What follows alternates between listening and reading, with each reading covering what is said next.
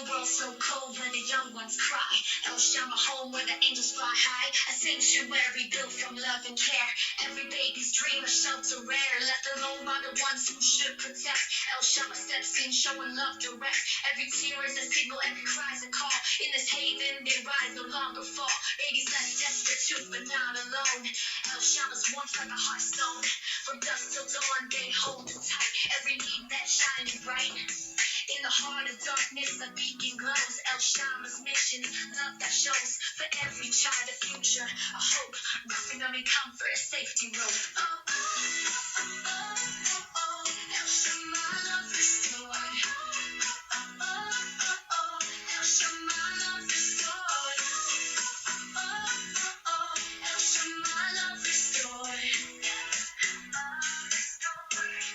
Yo, let me take you deeper into the core. El Shama's mission, open the door. Belief in every child's worth from the moment of birth.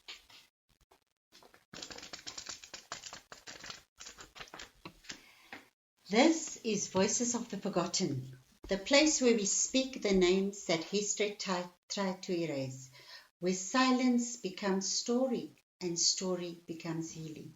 I'm your host, Marinja Scholz.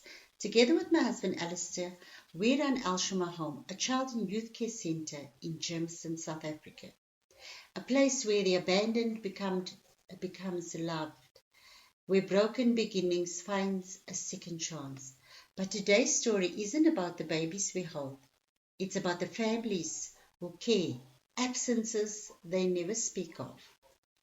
It's about the forgotten cousins, the ones who grew up at family braais hearing whispers about that baby. The ones who noticed the quick glance between the adults and knew something was being hidden.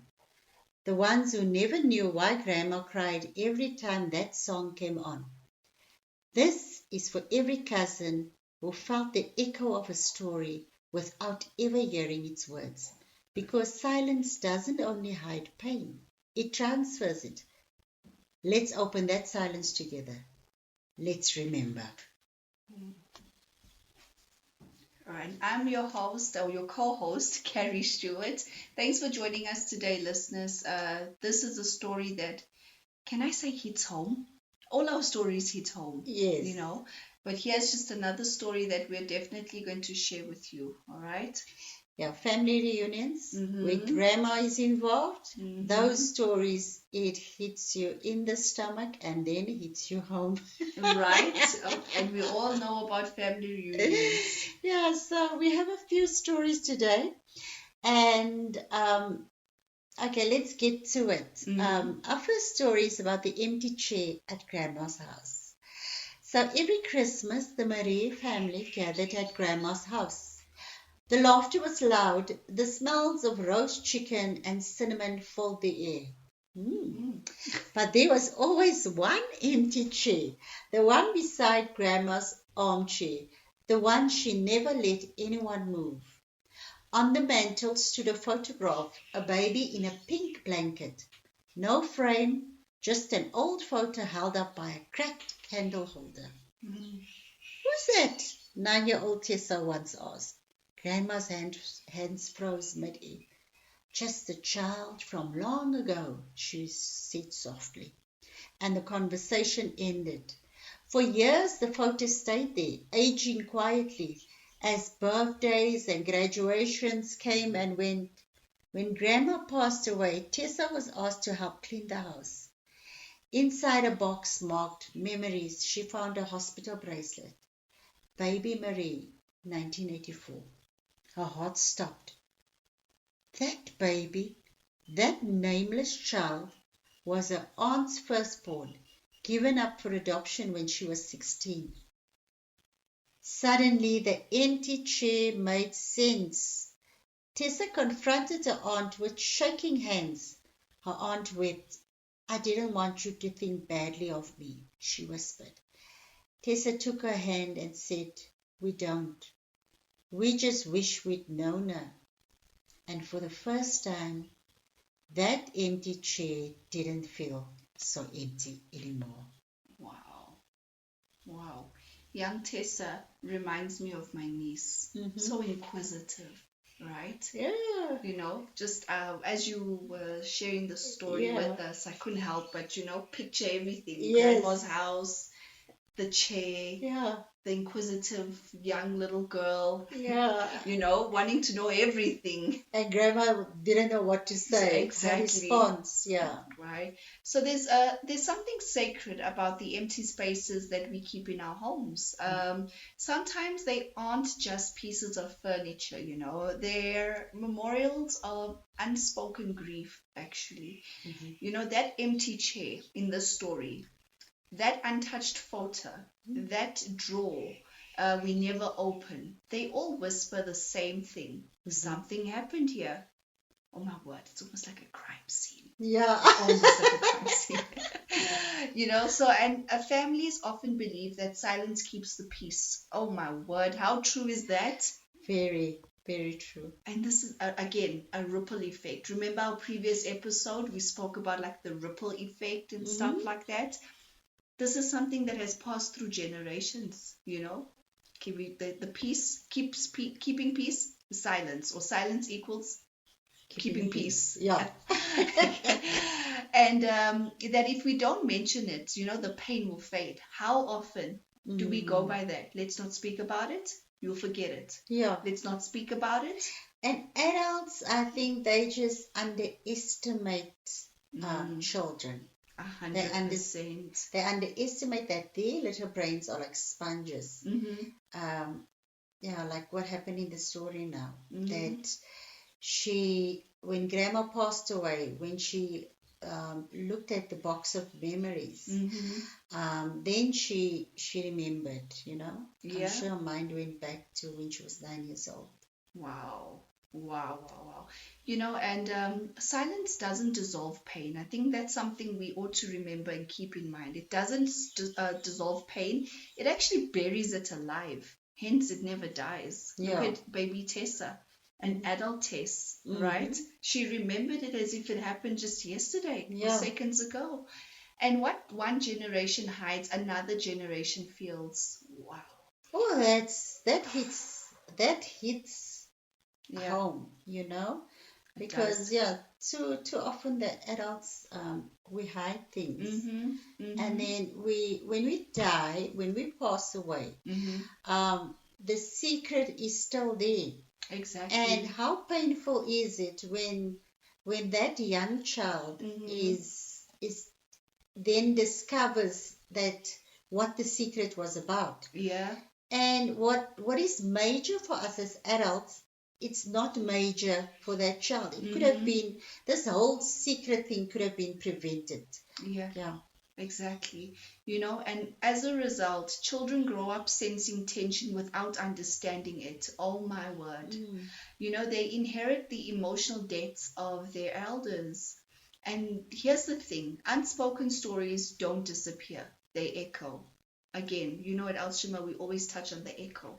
The echo. You know, Tessa's courage to ask about the photograph broke the echo. You know, she gave her family a language for the grief they had carried wordlessly for decades. You know, sometimes healing begins with one brave person. Oh, I'm such a believer in that. It takes one person, on just to break it. This can even be connected to generational curses. How often do they tell you? You're breaking a curse. You know, how often have we heard that? And sometimes healing begins with one brave person, you know, and as I said, it doesn't have to be perfect. It just has to be honest. And when you bring light into a room of secrecy, you discover the truth that it isn't there to shame you. It's actually there to free you. And God never intended for families to live as museums of silence. No, he didn't. He designed them to be sanctuaries. Oh, tongue twister. He designed them to be sanctuaries of truth. Let's think of Psalms 85 verse 10, right? And in Psalms 85 verse 10, it says, mercy and truth have met together, righteousness and peace have kissed. Healing begins when mercy and truth meet at the same table. Maybe someone listening right now grew up in the same kind of photograph, the one everyone ignored. Maybe you've felt the ache of the empty chair. So let today be permission to ask, because truth doesn't destroy love, it deepens it. Silence built walls, but truth builds bridges. And when you choose to speak, you're not breaking the family. You're actually redeeming it. You're actually redeeming it. Wow. Kerry, what an analysis of that story. Mm-hmm. That when you choose to speak, you're not breaking the family. Mm-hmm. I think as as millennials, the millennials. Okay, I don't know if I'm a millennial. Oh, you definitely are. You are definitely a millennial. Okay, but with in South Africa we say I'm a 2000s. Yeah. So with I'm a 2000s, it's not children because now it makes me sound very old, but it's people born in 2000s, from 2000s up. So the I'm a 2000s, they very inquisitive and they're very outspoken. Nothing is sacred.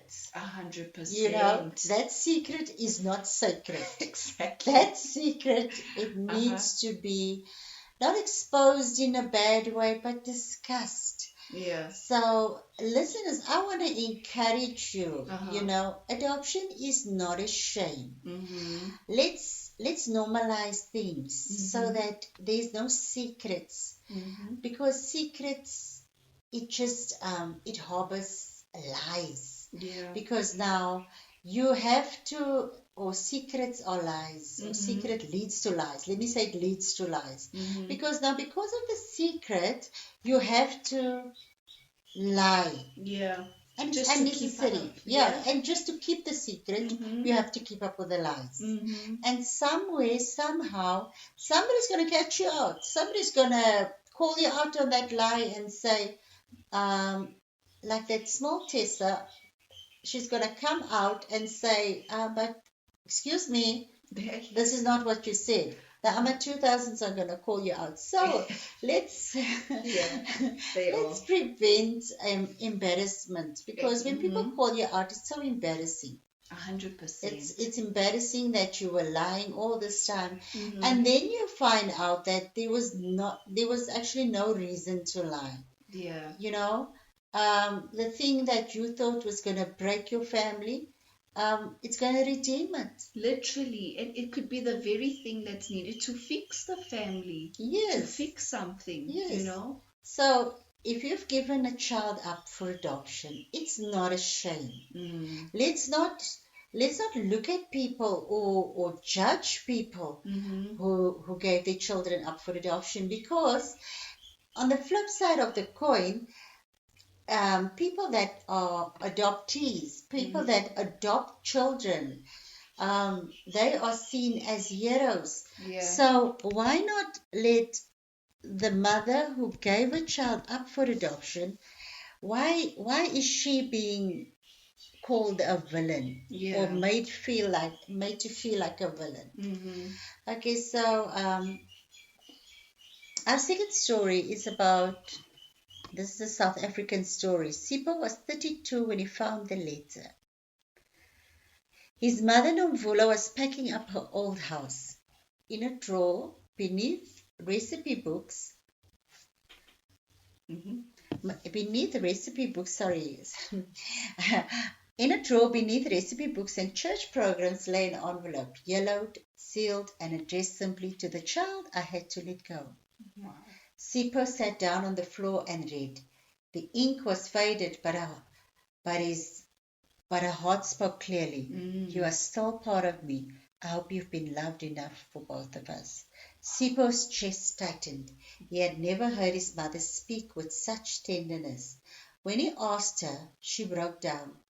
"He's your cousin," she whispered. "My sister adopted him so no one would judge me." You see? Spoke of that Wow. judgment. Yeah. Sipho searched for months. Old records, social media, government offices.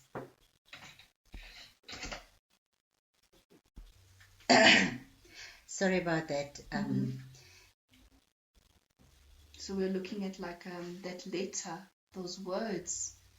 Remember we spoke about the echo? Yes. So, and then Sipho searched for months. Old records, social media, government offices. Then one day a message arrived. I've been waiting for someone to come looking. They met at a small cafe by the ocean. 2 men, 2 lives, 1 story. Finally breathing in the same space. There were no perfect words, just a quiet understanding that love had survived the distance. Oh my, oh my. You know, that letter, that letter was never mailed, right? So let's look at it this way. The letter was never mailed, but it was never lost as well. So it was waiting, you know, like so many of our hidden confessions, just waiting for the right hands to open it. And, you know, there's something profoundly human about that envelope or envelope. Potato, potato. But, you know, it healed both love and fear, guilt and hope. Nomvulo's heart wrote a story she didn't have the courage to send. And yet, years later, God himself became the postman. You know, he delivered that truth right on time. Yes. And I can't help but I often think of how many of us live with unsent letters, right? The things we wish we'd said, the apologies we never voiced, and the I forgive yous, you know, that stayed in our throats. Oof, that even gives me a lump. You know, but here's the miracle, or here's the good in it. God reads mail, and that was never posted. He takes the intentions of our hearts and turns them into divine appointments. Let's look at Sipho. Let's reflect, right? Sipho's discovery wasn't a coincidence. It was choreographed. It was choreography, right? Grace had been planning that moment for decades. Yeah, she really was proactive. And that alone is proof that the past doesn't have to be erased to be redeemed. And sometimes God doesn't rewrite our story. He actually rereads it through mercy. And for anyone listening who still carries their own letter, I want to say this gently. It's not too late. It's never too late. Maybe it's a phone call, you know, maybe it's a journal entry, or maybe it's just whispering of the truth to God and saying, here it is, I can't carry this anymore. What we release in truth, heaven receives in grace. Now, Sipho didn't just meet a cousin, he met closure. And closure in God's language isn't the end, it's the beginning of peace. Now, let's just reflect with Isaiah 61 that he gives beauty for ashes, the oil of joy for mourning. Sometimes the ashes are written words never sent, but God still turns them into beauty. Still turns them into beauty, Kerry. This is quite a profound discussion that we're having today. So it's really, really so profound. Wow. All of these stories that we discuss, that we read, it's really, really profound. The adoption stories, for both the adopter and the adoptee. So Psalms 147 verse 3 says, He heals the brokenhearted and binds up their wounds. Not some wounds, not visible wounds, all of them. Even the ones that have family names and birth years. God is not afraid of our history. He redeems it. He takes the fragments of family stories and weaves them into testimony. Every cousin, every parent, every generation. He remembers them all. Right. And forgiveness doesn't rewrite the past. It actually gives the past permission to rest. And when mercy meets memory, peace is born. You know, families don't need perfection. They actually need honesty that's wrapped in grace. And when you tell the truth in love, you set future generations free. I'm a firm believer of that, actually. And God's family has no orphans, no outsiders, and no forgotten cousins. Only sons and daughters redeemed by His love. Wow. Let's pray, Kerry. Lord Jesus, for every cousin who was never told the full story, for every parent who hid in silence, for every family who mistook shame for protection, bring your light. Heal the hidden pain. Replace secrecy with sincerity. Let your love fill the gaps where truth once feared to go. Unite what was divided, restore what was erased, and teach us to see one another the way you see us, fully known, fully loved, fully forgiven. Amen. Amen. Now, let us just remember that healing begins when we tell the truth. Even if our voice shakes, start the conversation, ask the question, reach out to the cousin who was left behind, because silence may protect the past, but only truth can build the future. So true. Thank you, listeners, for joining us on Voices of the Forgotten. You can find us on Joy Radio or follow Elshama Home at elshamababies.co.za and on Facebook. Until next time, remember, for every cousin who wondered, you were never forgotten. Bye-bye. Bye, everyone.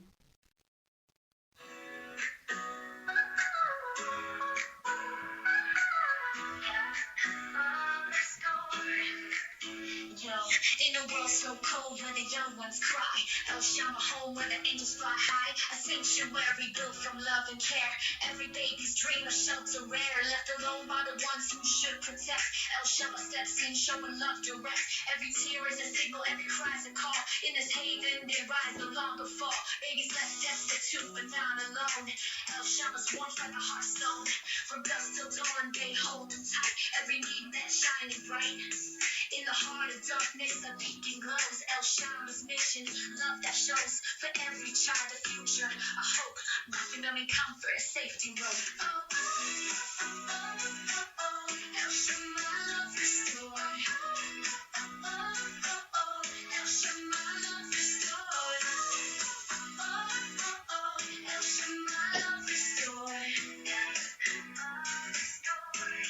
Yo, let me take you deeper into the core. El Shama's mission, open the door.